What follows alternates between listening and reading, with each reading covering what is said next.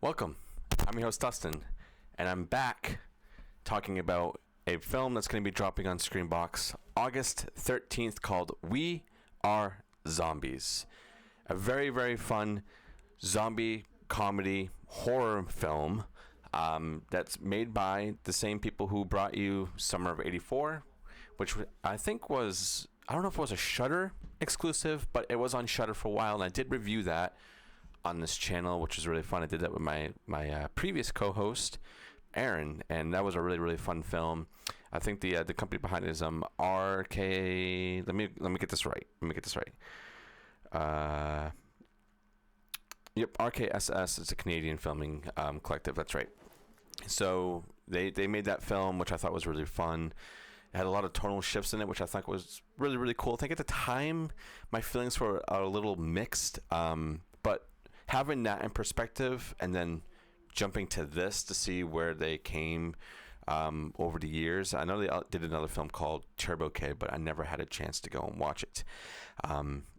It's really, really cool. And here's a synopsis for it. I will read it for you from what I got sent. So, in a city infested with the Living-Impaired, also known as non-cannibal zombies, three slackers, after easy money, must fight small-time crooks and evil megacorporation to save their kidnapped grandma. Yeah, that sums it up really, really well. This review is going to be extremely fast and quick because I want everybody to watch this when it drops on SCREAMBOX August 13th.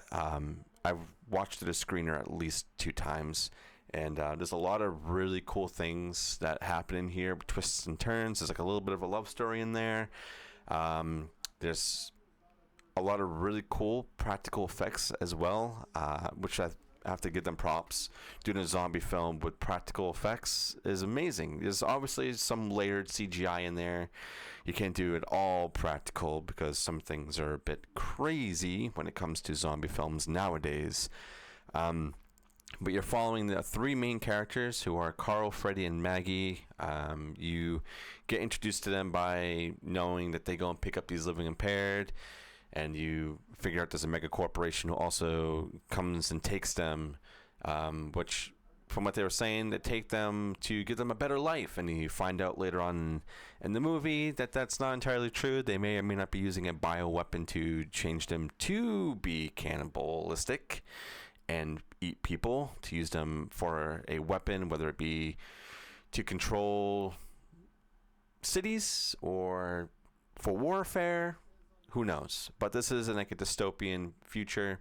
It's really, really fun, really, really cool, and huge thanks to SCREAMBOX as always for allowing me to go and watch these films and give them a chance and to review the ones that really, really stick out for me. And this one really stuck out.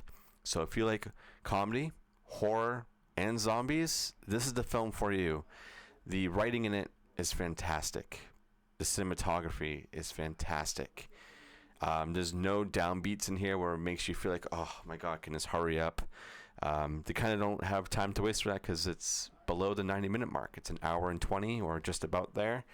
So it's a quick film. So if it's something that you want to throw on as a, something to just take in and enjoy, it's definitely one that's not going to disappoint.